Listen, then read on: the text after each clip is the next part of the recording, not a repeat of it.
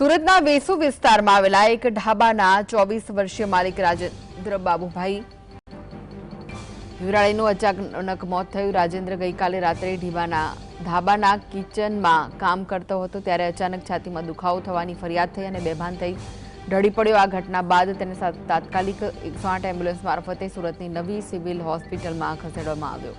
હોસ્પિટલમાં ફરજ પરના ડોક્ટર રાજેન્દ્રને તપાસ કરી મૃત જાહેર કર્યું। પ્રાથમિક તપાસમાં રાજેન્દ્રનું મોત હાર્ટ એટેકના કારણે થયું હોવાની આશંકા વ્યક્ત કરાઈ રહી છે।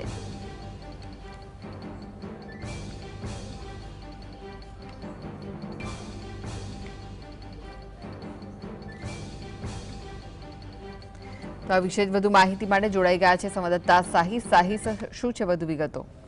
બિલકુલ જી, ચોક્કસપણે વેસુ વિસ્તારમાં આવેલા ઢાબાના માલિકનો છાતીમાં દુખાવા બાદ મોત થયું હતું। 24 વર્ષીય રાજેન્દ્ર બાબુભાઈ શિવરાડેનું મોત થતાની સાથે પરિવારમાં શોકનો માહોલ જોવા મળ્યો હતો। કિચનમાં કામ કરતી વખતે રાજેન્દ્ર અચાનક બેભાન ઠરી પડ્યા હતા અને જેથી રાજેન્દ્રને સારવાર માટે તાત્કાલિક 108 એમ્બ્યુલન્સ મારફતે નવી સિવિલ હોસ્પિટલ લઈ જવામાં આવ્યા હતા, જ્યાં ફરજ પરના ડોક્ટરે રાજેન્દ્રને જોઈ તપાસથી મૃત જાહેર કરવામાં આવ્યા હતા। હાર્ટ એટેકની મોતની આશંકા વ્યક્ત કરવામાં આવી રહી છે, ત્યારે વધુ જે ઘટના સામે આવતાની સાથે જ પરિવારની અંદર એક શોકનો માહોલ જોવા મળી રહ્યો છે।